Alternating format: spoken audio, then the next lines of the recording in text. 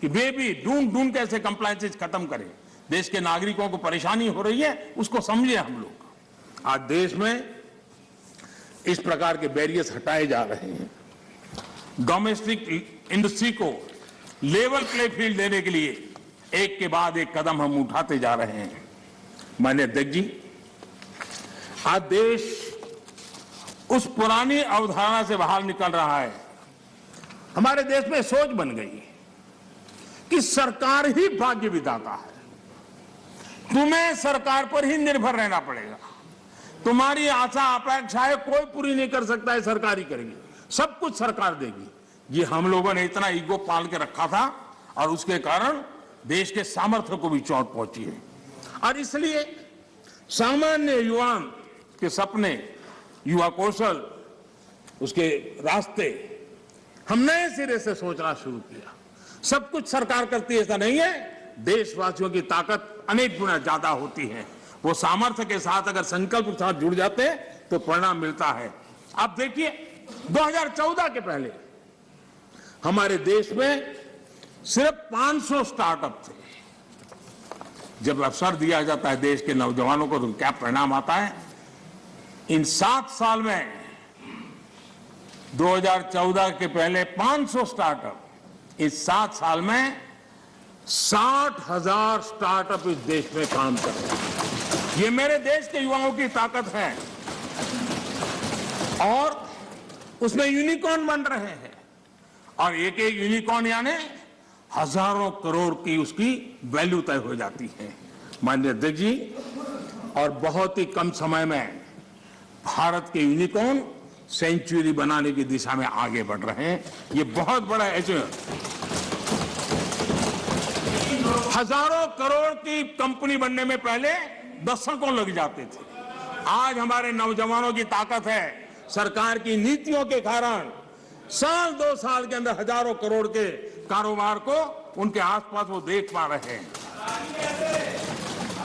आज माननीय अध्यक्ष जी, हम स्टार्टअप्स, यूनिकॉर्न्स में, इस मामले में दुनिया में टॉप 3 में पहुंच गए हैं।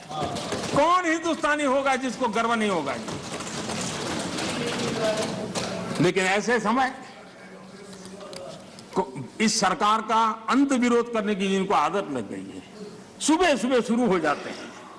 और यहां मैंने देखा हमारे अधीर रंजन जी कह रहे थे, क्या रखा है मोदी मोदी मोदी मोदी करते रहते हो, है यही कर रहे थे।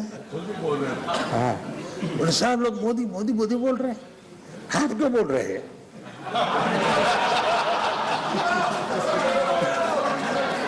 आप लोग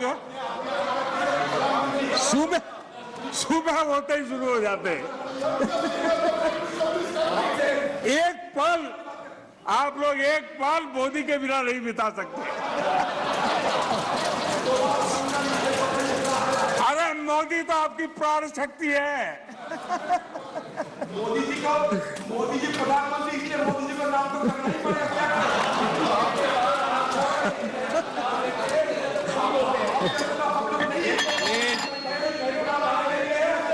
एक बोल रहे हैं ना, माननीय अध्यक्ष जी, चलो बैठिए।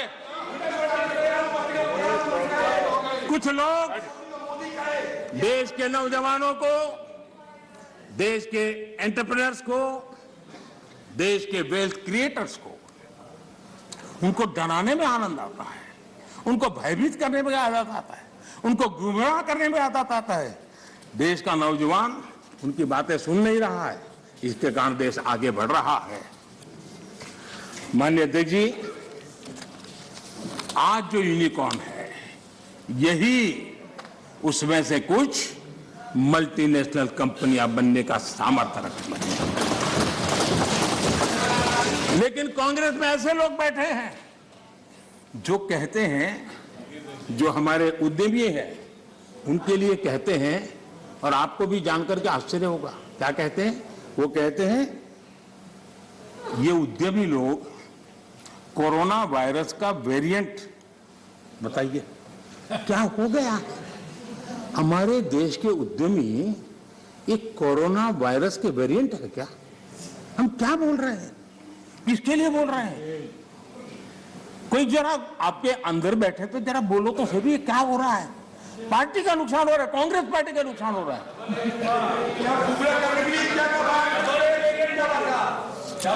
माननीय अध्यक्ष जी, जो इतिहास के जो लोग इतिहास से सबक नहीं लेते हैं वो इतिहास में खो जाते हैं।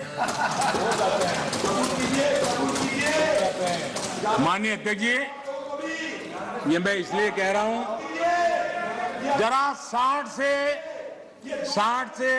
80 का दायका,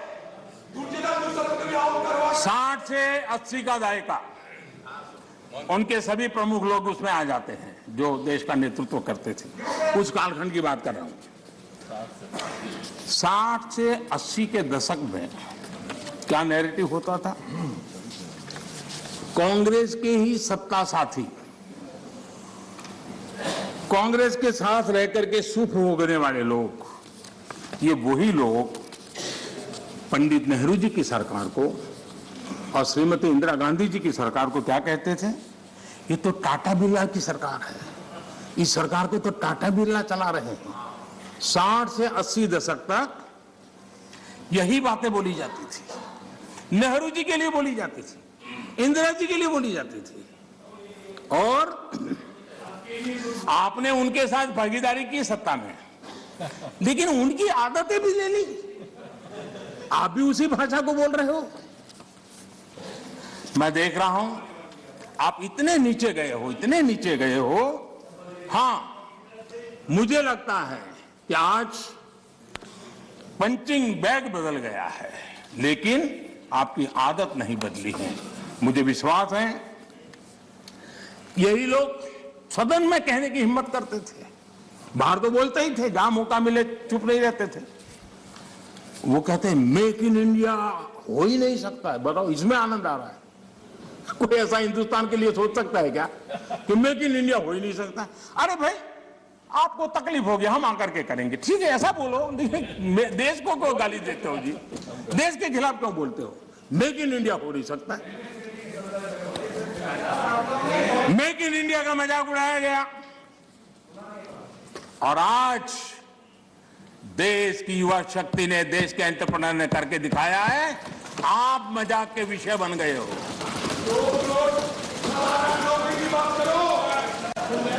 और मेक इन इंडिया की सफलता आप लोगों को कितना दर्द दे रही है, ये मैं भली भांति समझ पा रहा हूं। माननीय अध्यक्ष जी, मेक इन इंडिया से कुछ लोगों को तकलीफ इस बात के लिए है क्योंकि मेक इन इंडिया का मतलब है कमीशन के रास्ते बंद, मेक इन इंडिया का मतलब है भ्रष्टाचार के रास्ते बंद, मेक इन इंडिया का मतलब है तिजोरी भरने के रास्ते बंद, और इसलिए मेक इन इंडिया का ही विरोध करो। भारत के लोगों के सामर्थ्य को नजरअंदाज करने का पाप, देश के लघु उद्यमियों के सामर्थ्य का अपमान, देश के युवाओं का अपमान, देश की इनोवेटिव क्षमता का अपमान।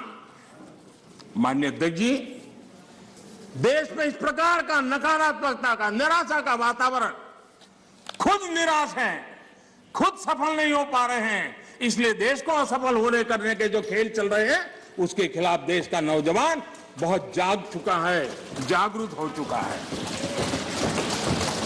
माननीय अध्यक्ष जी, पहले जो सरकार चलाते थे, जो जिन्होंने 50 साल तक देश की सरकारें चलाई, मेक इन इंडिया को लेकर उनका क्या रवैया था? सिर्फ डिफेंस सेक्टर को हम देखें तो सारी बातें समझ आती थी, वो क्या करते थे, कैसे करते थे, क्यों करते थे, किसके लिए करते थे। पहले सालों में क्या होता था, नए इक्विपमेंट खरीदने के लिए प्रोसेस चलती थी, सालों तक चलती थी, और जब फाइनल निर्णय होता था तब वो चीज पुरानी हो जाती थी। अब बताइए देश का क्या बना, आउट ऑफ डेट हो जाती थी और हम पैसे देते थे। हमने इन सारी प्रोसेस को सिंप्लीफाई किया। सालों से पेंडिंग डिफेंस सेक्टर के जो इश्यू थे उसको हमने निपटाने का प्रयास किया। पहले किसी भी आधुनिक प्लेटफॉर्म या इक्विपमेंट के लिए हमें दूसरे देशों की तरफ देखना पड़ता था। जरूरत के समय आपाधापी में आयुध खरीदा जाता था, ये लाओ वो लाओ, कौन पूछता है भाई, हो जाए। यहां तक कि स्पेयर पार्ट्स के लिए भी हम अन्य देशों पर निर्भर रहे हैं। दूसरों पर निर्भर होकर इस देश की सुरक्षा निश्चित नहीं कर सकते हैं। हमारे पास यूनिक व्यवस्था होनी चाहिए, हमारी अपनी व्यवस्था होनी चाहिए। रक्षा क्षेत्र में आत्मनिर्भर होना ये राष्ट्र सेवा का भी एक बहुत बड़ा काम है। और जो मैं देश के नौजवानों को भी आह्वान करता हूं कि आप अपने कैरियर में इस क्षेत्र को चुनिए, हम ताकत के साथ खड़े होंगे। माननीय अध्यक्ष जी, इस बजट में भी हमने ज्यादा से ज्यादा रक्षा उपकरण भारत में ही बनाएंगे, भारतीय कंपनियों से ही खरीदेंगे, ये बजट में प्रावधान किया है। बाहर से लाने के रास्तों बंद करने की दिशा में हम कदम बढ़ाए हैं। हमारी सेनाओं की जरूरत पूरी होने के अलावा हम एक बड़े डिफेंस एक्सपोर्टर बनने का सपना लेकर के चल रहे हैं और मुझे विश्वास है ये संकल्प भी पूरा होगा। मैं जानता हूं कि रक्षा सौदों में कितनी बड़ी ताकतें पहले अच्छों को खरीद लेती थी। ऐसी ताकतों को मोदी ने चुनौती दी और इसलिए मोदी पर उनकी नाराजगी नहीं, गुस्सा होना भी बहुत स्वाभाविक है और उनका गुस्सा प्रकट भी होता रहता है। माननीय अध्यक्ष जी,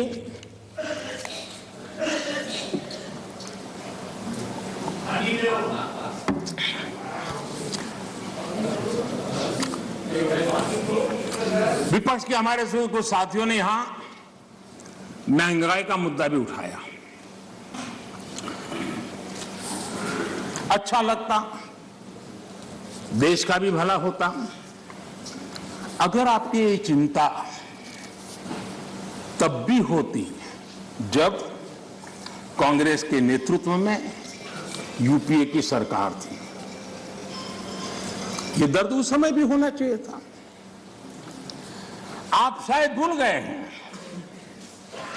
मैं जरा आपको याद दिलाना चाहता हूं। कांग्रेस सरकार के आखिरी 5 सालों में लगभग पूरे कार्यकाल में देश को डबल डिजिट महंगाई की मार झेलनी पड़ी थी।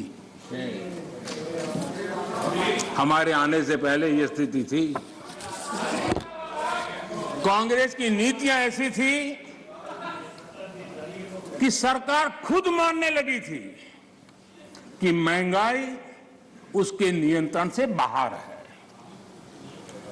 2011 में तत्कालीन वित्त मंत्री जी ने लोगों से बेशर्मी के साथ कह दिया था कि महंगाई कम करने के लिए किसी अलादीन के जादू की उम्मीद न करें। ये आपके नेताओं की असंवेदनशीलता। हमारे चिदंबरम जी जो कि इन दिनों इकोनॉमी पर अखबारों में लेख लिखते हैं, जब सरकार में थे तब क्या कहते थे?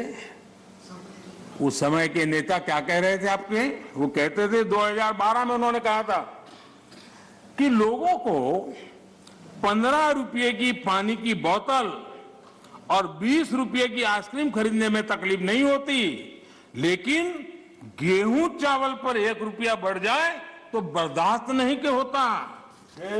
ये आपके नेताओं के बयान, यानी महंगाई के प्रति कितना असंवेदनशील रवैया था, ये चिंता का कारण है।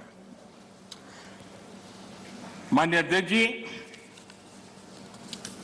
महंगाई देश के सामान्य मानवी से सीधा जुड़ा हुआ मुद्दा है और हमारी सरकार ने, एनडीए सरकार ने पहले दिन से सतर्क और संवेदनशील रह करके इस मसले को बारीकाई से हैंडल करने का प्रयास किया है और इसलिए हमारी सरकार महंगाई नियंत्रण को अपनी वित्तीय पॉलिसी का प्राथमिक लक्ष्य बनाया हमने। माननीय अध्यक्ष जी, 100 साल में आई इतनी बड़ी महामारी के इस कालखंड में भी हमने प्रयास किया कि महंगाई और जरूरी चीजों की कीमत आसमान न छुए। सामान्य मानवी के लिए, सामान्य मानवी के लिए, दादा आपके काम की बात है, अरे आपके काम की बात है, मजा लो ना, आपके काम आएगा। थोड़ा मैं आगे जाऊंगा तो आपके काम आएगा।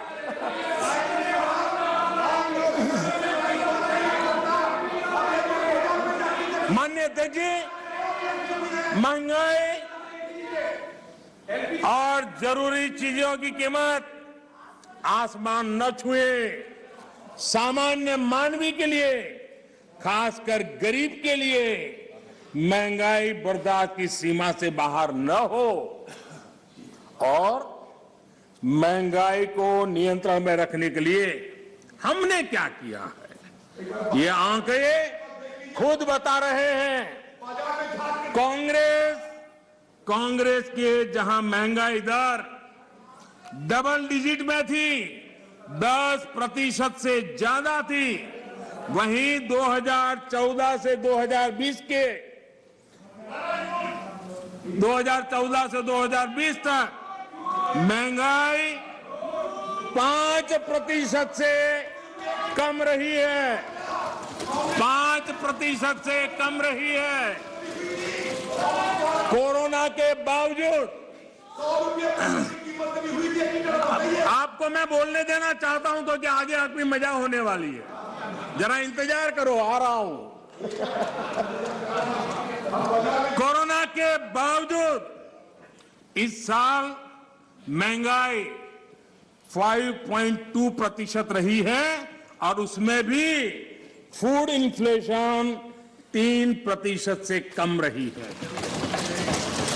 आप अपने समय में वैश्विक परिस्थितियों की दुहाई देकर पल्ला झाड़ लेते थे, वैसे महंगाई पर कांग्रेस के राज में पंडित नेहरू जी ने लाल किले से क्या कहा, वो जरा आपको मैं बताना चाहता हूं। पंडित नेहरू देश के पहले प्रधानमंत्री लाल किले से बोल रहे हैं। देखिए, आपकी इच्छा रहती है ना, मैं पंडित जी का नाम नहीं बोलता हूं, आज मैं बार बार बोलने वाला हूं। आज तो नेहरू जी ही नेहरू जी।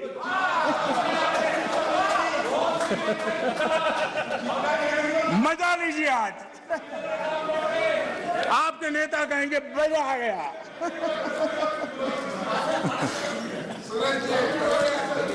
माननीय अध्यक्ष जी, पंडित नेहरू जी ने लाल किले पर से कहा था और ये उस जमाने में कहा गया था, तब ग्लोबलाइजेशन इतना नहीं था, नाम मात्र का भी नहीं था।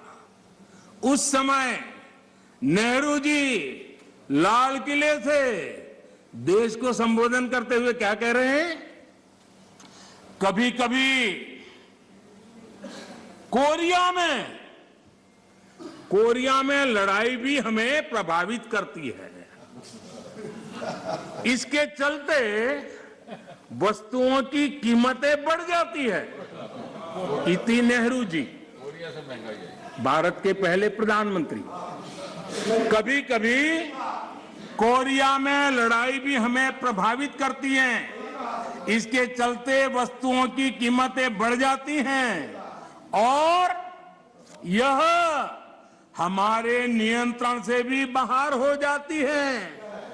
देश के सामने देश का पहला प्रधानमंत्री हाथ ऊपर कर देता है, हाथ ऊपर कर देता है। आगे क्या कहते हैं? देखो जी, आपके काम की बात है। आगे कहते हैं, पंडित नेहरू जी आगे कहते हैं,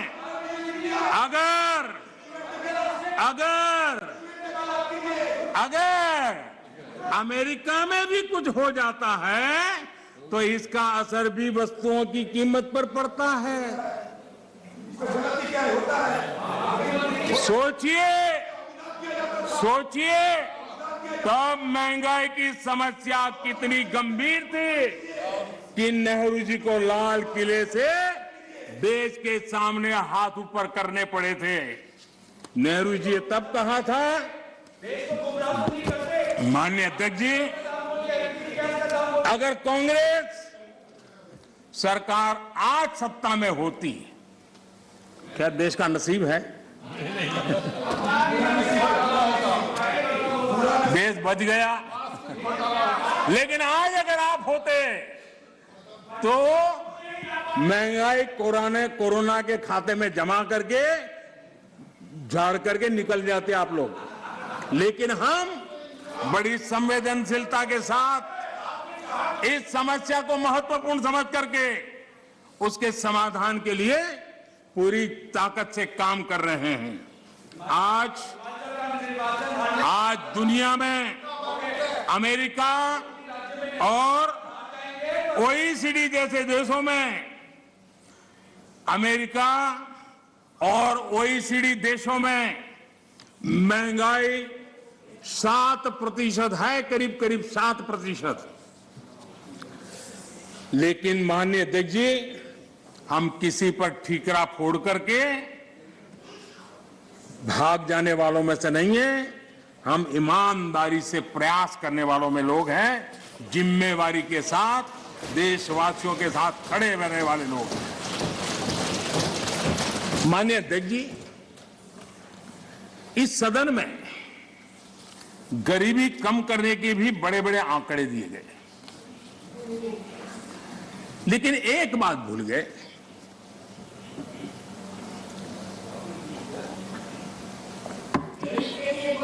माननीय सदस्य प्लीज, इस देश का गरीब इतना विश्वासघाती नहीं है कि कोई सरकार उसकी भलाई के काम करे और वो फिर उसको ही सत्ता से बाहर करे।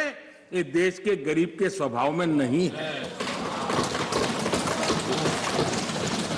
आपकी ये दुर्दशा इसलिए आई क्योंकि आपने मान लिया था कि नारे देकर के गरीबों को अपनी चुंगाल में फंसाए रखोगे, लेकिन गरीब जाग गया, गरीब आपको जान गया। इस देश का गरीब इतना जागरूक है कि आपको 44 सीटों पर सिमट दिया, 44 सीट पे लाकर के रोक दिया। कांग्रेस 1971 से गरीबी हटाओ के नारे पर चुनाव जीतती रही थी। 40 साल बाद गरीबी तो हटी नहीं, लेकिन कांग्रेस सरकार ने नई परिभाषा दे दी। माननीय अध्यक्ष जी, देश के नौजवानों ने इन बातों को जानना बहुत जरूरी है।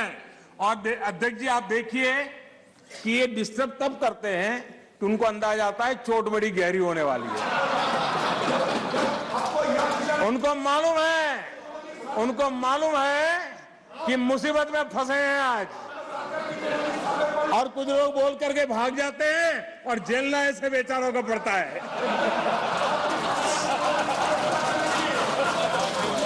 माननीय अध्यक्ष जी, 40 साल बाद कांग्रेस, गरीबी तो नहीं हटी, लेकिन गरीबों ने कांग्रेस को हटा दिया। और कांग्रेस ने क्या किया? माननीय अध्यक्ष जी, क्या है?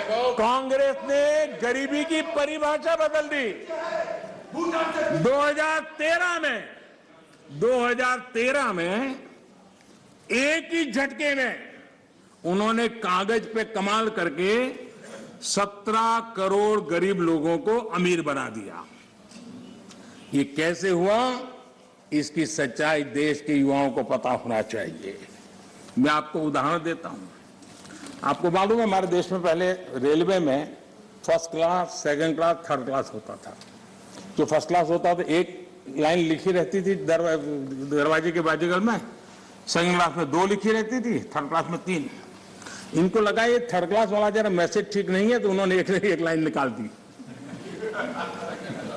ये इनके तरीके ऐसे ही हैं और उनको लगता है कि वो गरीबी हट गई और उन्होंने सारे उसके बेसिक नॉर्म्स बदल करके कह दिया 17 करोड़ गरीब नहीं गिने जाएंगे। इस प्रकार से आंकड़े बदलने का काम वो करते रहे हैं। माननीय अध्यक्ष जी,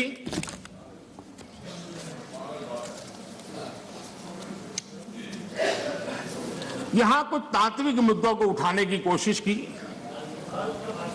मैंने तो समझने की बहुत कोशिश की, शायद कोई समझ पाया हो ऐसा तो मुझे अभी कोई मिला नहीं है, लेकिन जो को समझ पाया होगा तो मैं समझने के लिए तैयार हूं। ऐसे ऐसे कुछ बातें सुनता हूं तो। माननीय अध्यक्ष जी, सदन में राष्ट्र को लेकर बातें हुई, ये बातें हैरान करने वाली है। मैं मेरी बात रखने से पहले एक बात दोहराना चाहता हूं और मैं कोट कर रहा हूं। यह जानकारी बेहद हैरत में डालने वाली है कि बंगाली, मराठे, गुजराती, तमिल, आंध्र, उड़िया, असमी, कन्नड़, मलयाली, सिंधी, पंजाबी, पठान, कश्मीरी, राजपूत और हिंदुस्तानी भाषा भाषी जनता से बसा हुआ विशाल मध्य भाग कैसे सैकड़ों वर्षों से अपनी अलग पहचान बनाए हैं। इसके बावजूद इन सबके गुण दोष कमोबेश एक से हैं। इसकी जानकारी पुरानी परंपरा और अभिलेखों से मिलती है।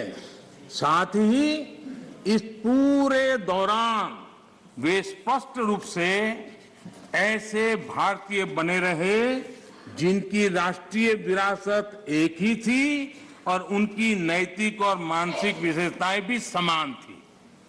एक कोटेशन है। अध्यक्ष महोदय, हम भारतीयों की इस विशेषता को बताते हुए इस कोटेशन में 2 शब्द गौर करने वाले हैं, राष्ट्रीय विरासत। और ये कोट पंडित नेहरू जी का है। ये बात कही थी नेहरू जी ने और अपनी किताब भारत की खोज में है। हमारी राष्ट्रीय विरासत एक है, हमारे नैतिक और मानसिक विशेषताएं एक हैं। क्या बिना राष्ट्र के ये संभव है? इस सदन का ये कहकर भी अपमान किया गया कि हमारे संविधान में राष्ट्र शब्द नहीं आता।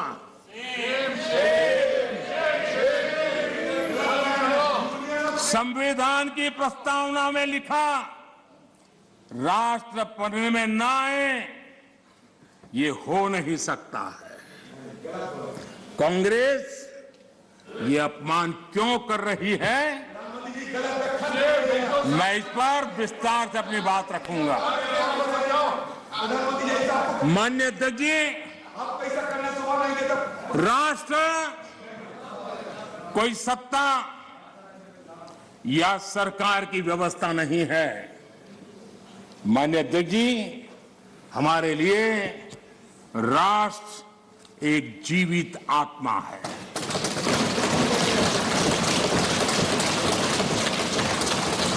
और इससे हजारों साल से देशवासी जुड़े हुए हैं और जूझते रहे हैं।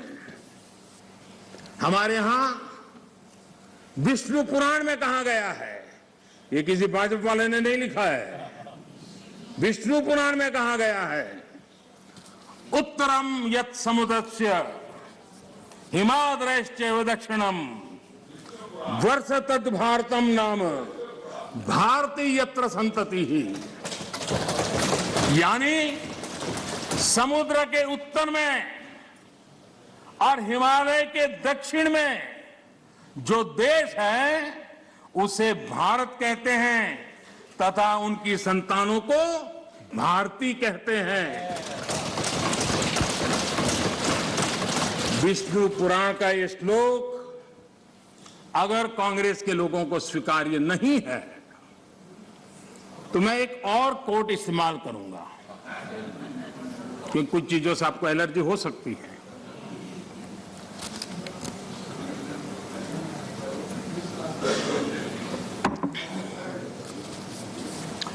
मैं कोट कह रहा हूं, एक क्षण आता है मगर इतिहास में विरल ही आता है जब हम पुराने से बाहर निकलकर नए युग में कदम रखते हैं। जब एक युग समाप्त हो जाता है, जब एक देश की लंबे समय से दबी हुई आत्मा मुक्त होती है। ये भी नेहरू जी के ही बोल है। आखिर किस नेशन की बात नेहरू जी कर रहे थे जी? ये नेहरू जी कह रहे हैं। और माननीय अध्यक्ष जी, यहां तमिल सेंटिमेंट को आग लगाने की भारी कोशिश की गई। राजनीति के लिए कांग्रेस की जो परंपरा अंग्रेजों के विरासत में आई दिखती है, किया था कांग्रेस के लिए, ब्रिटिश के लिए। तोड़ो तोड़ो तोड़ो और राज करो, तोड़ो और राज करो, बांटो और राज करो। लेकिन मैं आज तमिल भाषा के महाकवि, माननीय अध्यक्ष जी, तमिल भाषा के महाकवि और स्वतंत्र सेनानी आदरणीय सुब्रमण्यम भारती ने जो लिखा था, मैं यहां दोहराना चाहता हूं। तमिल भाषी लोग मुझे क्षमा करें, मेरे उच्चारों में कोई गलती हो तो, लेकिन मेरा आदर और मेरी भावना में कोई कमी नहीं है।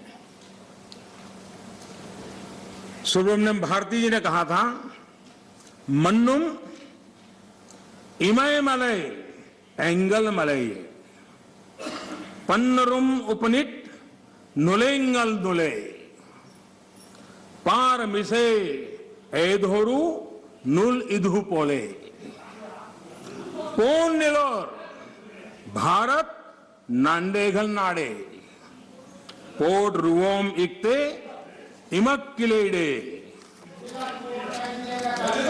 इसका भावार्थ जो उपलब्ध है वो इस तरह का है। सुब्रमण्यम भारती जी कहते हैं, जो उन्होंने तमिल भाषा में कहा है उसको मैं अनुवाद, जो भाव मुझे उपलब्ध हुआ है मैं कह रहा हूं। सम्मानित जो सकल विश्व में, सम्मानित जो सकल विश्व में महिमा जिनकी बहुत रही है, महिमा जिनकी बहुत रही है, अमर ग्रंथ से वे सभी हमारे, अमर ग्रंथ वे सभी हमारे, उपनिषदों का देश यही है। सुब्रमण्यम भारती कह रहे हैं, गाएंगे यस हम सब इसका, गाएंगे यस हम सब इसका, यह है स्वर्णिम देश हमारा, यह है स्वर्णिम देश हमारा। आगे कौन जगत में हमसे आगे कौन जगत में हमसे, यह है भारत देश हमारा, यह है भारत देश हमारा। ये सुब्रमण्यम भारती जी की कविता का भाव है। ये वो संस्कृति है। और मैं आज तमिल के सब नागरिकों को सैल्यूट करना चाहूंगा।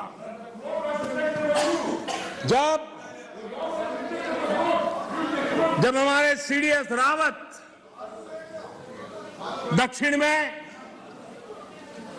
हेलीकॉप्टर के अकस्मात में उनका निधन हुआ और जब उनका बॉडी तमिलनाडु में हवाई अड्डे की तरफ ले जाने के लिए रास्ते पर गुजर रहा था, मेरे तमिल भाई, मेरी तमिल बहनें लाखों की संख्या में घंटों तक कतार में खड़ी रही थी रोड पर।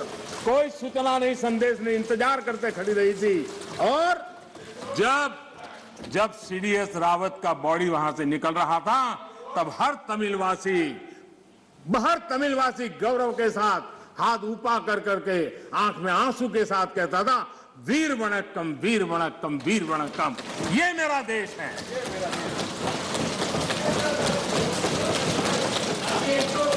लेकिन कांग्रेस को हमेशा से इन बातों से नफरत रही है।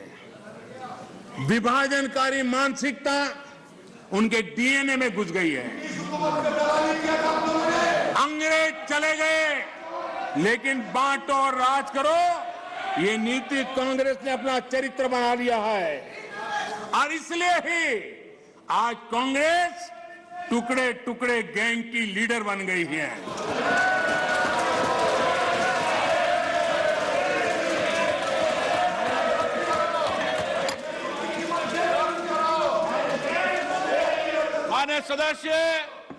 मान्य सदस्य प्लीज, मैंने सभी मान्य सदस्यों को पर्याप्त समय पर्याप्त अवसर दिया था।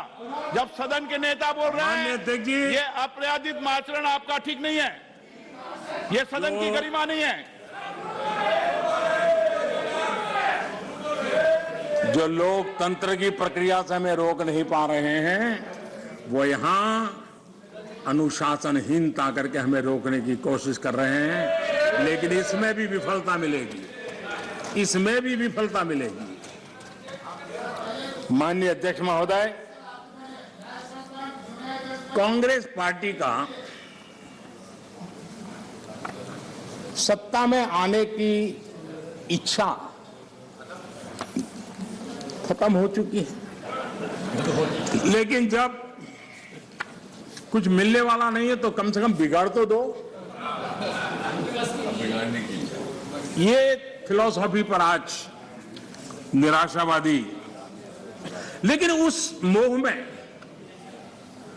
बर्बाद कर करके छोड़ेंगे। इस मोह में देश में वो बीज बो रहे हैं जो अलगाव की जड़ों को मजबूत करने वाले हैं।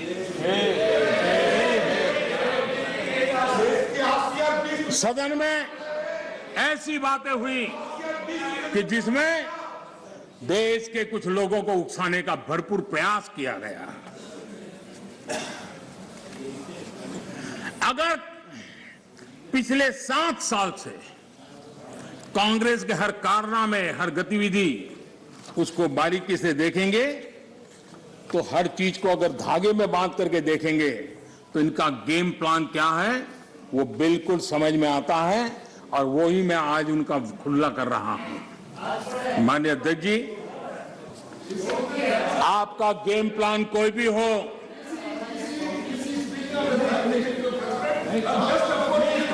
माननीय अध्यक्ष जी, ऐसे बहुत लोग आए और चले गए, लाखों कोशिशें की गई, अपने स्वार्थवश की गई, लेकिन ये देश अजरा अमर है। इस देश को कुछ नहीं हो सकता। आने वालों को, इस प्रकार की कोशिश करने वालों को हमेशा कुछ न कुछ गंवाना पड़ा है। ये देश एक था, श्रेष्ठ था। यह देश एक है, यह देश श्रेष्ठ है और श्रेष्ठ रहेगा। इसी विश्वास के साथ हम आगे बढ़ रहे हैं। माननीय अध्यक्ष जी,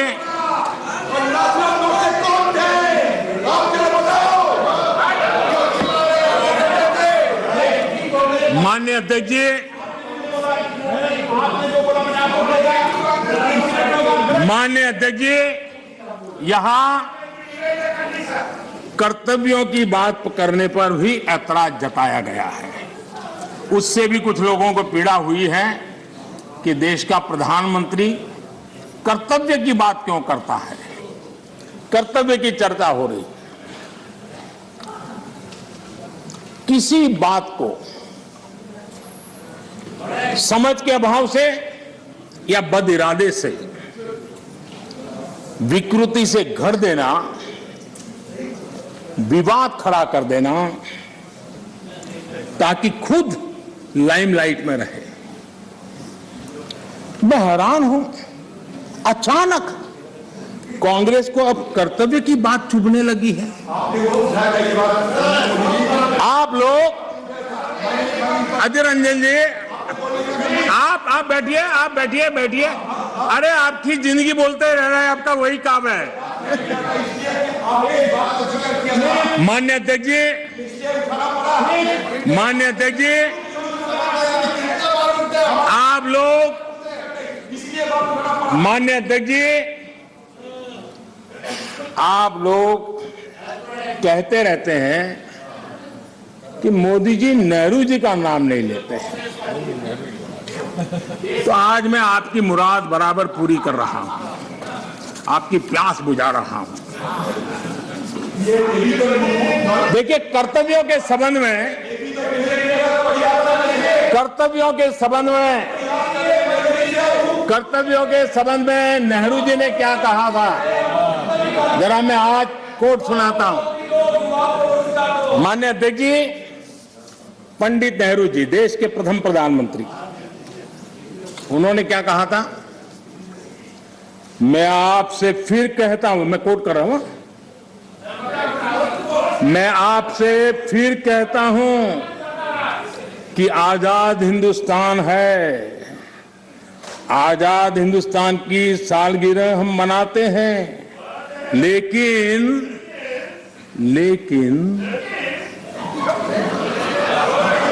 आ गया समझ?